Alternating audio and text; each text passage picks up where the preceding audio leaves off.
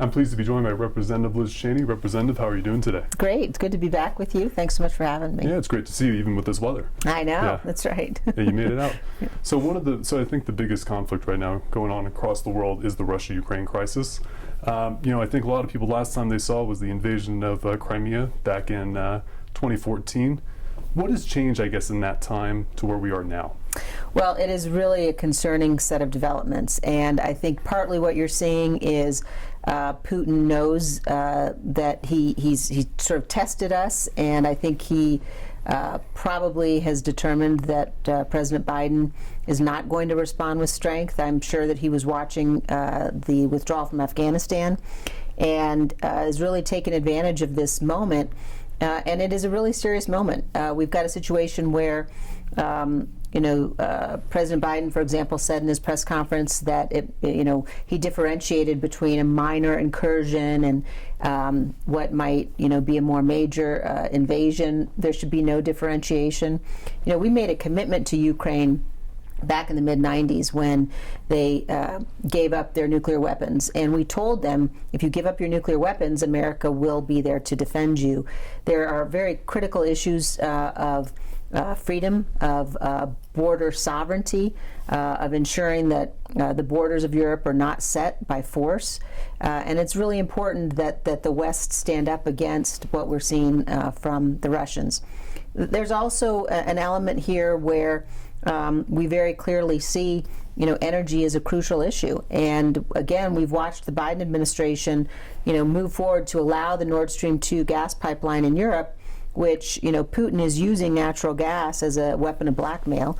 But at the same time, President Biden is refusing to allow us to continue the development of pipelines here in the United States in too many instances. So it's a very concerning moment, one where America's got to be very clear that we will defend our allies. We've been working with NATO and with our non-NATO allies, we should not have let it get to this moment. We should have been much stronger in terms of our deterrence to prevent Putin from thinking he could take advantage in this way. And now, we're on the edge of a very concerning situation.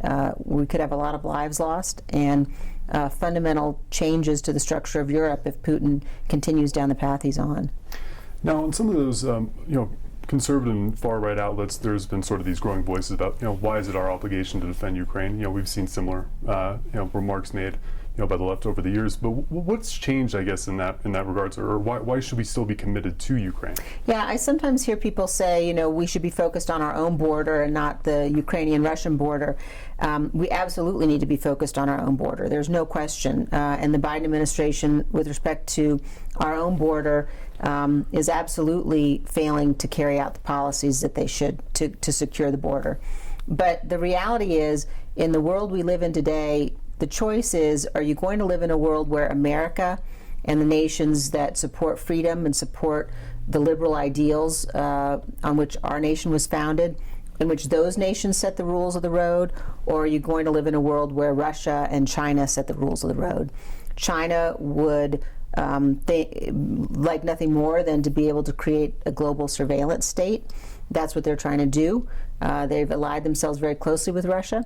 And America stands for something. We stand for freedom. We stand for the notion that people ought to be able to have self-determination. And we worked with NATO, the most successful alliance, I think, in history, to ensure that the nations of Europe could be free. And it's very important that we stand by those commitments now. Our own freedom here at home depends upon the freedom, the fact that we will defend and stand for freedom around the world. And how about freedom here in this country as you serve on the January 6th committee? What progress has been made, I guess, since the last time we spoke, which was back in the fall?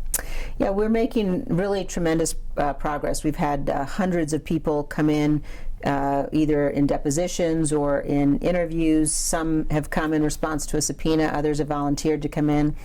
We have thousands and thousands of pages of documents that have been produced and have really been able to get a much deeper understanding of what led to the attack on January 6th, the extent to which the lies about the election and President Trump's words and his commitment to pushing that lie about the election really inspired people in terms of the assault on the Capitol. And also we've learned a lot more about what former President Trump was doing while the assault happened, which was clearly a supreme dereliction of duty in failing to immediately tell those people who were attacking the Capitol to go home. Yeah, and how about I know that you and Adam Kinzinger were no longer recognized as Republicans, and he's retiring. He's stepping down from his seat. You're continuing to run, and as we were talking before, there's record inflation. There's the Afghanistan crisis and Ukraine crisis. It sort of gives that power. It seems like Republicans have the momentum going into the midterms. But I guess what does that mean for you as someone who maybe is not recognized as part of that party, but maybe conservative ideas might still win in that 2022 midterm? Yeah, well, I am a Republican. I've been a Republican my whole life, and I have to say I don't recognize some of the people in my own party these days, both nationally and also some of the people in leadership here at home. I think that you've got people who've abandoned the Constitution, who are embracing the former president. And look, the policies of the Biden administration are bad policies. They're wrong for this country. And if we want to be able to win elections in the future, in order to make sure that conservative policies are the ones that are implemented, then we have to be a party that's based on truth and that's based on policy and substance, that rejects insurrection, that rejects what happened on the 6th, that rejects the efforts by the former president to steal the election. Our constitutional republic demands a peaceful transition of power and demands that our presidents carry out their duty to see that the laws are faithfully executed. So it's a really important set of issues, and I believe deeply in conservative principles and in the substance of what the Republican Party used to be and should be, again, based on truth and based on those policies. Limited government and low taxes and a strong national defense, and the family is the center building block of our communities.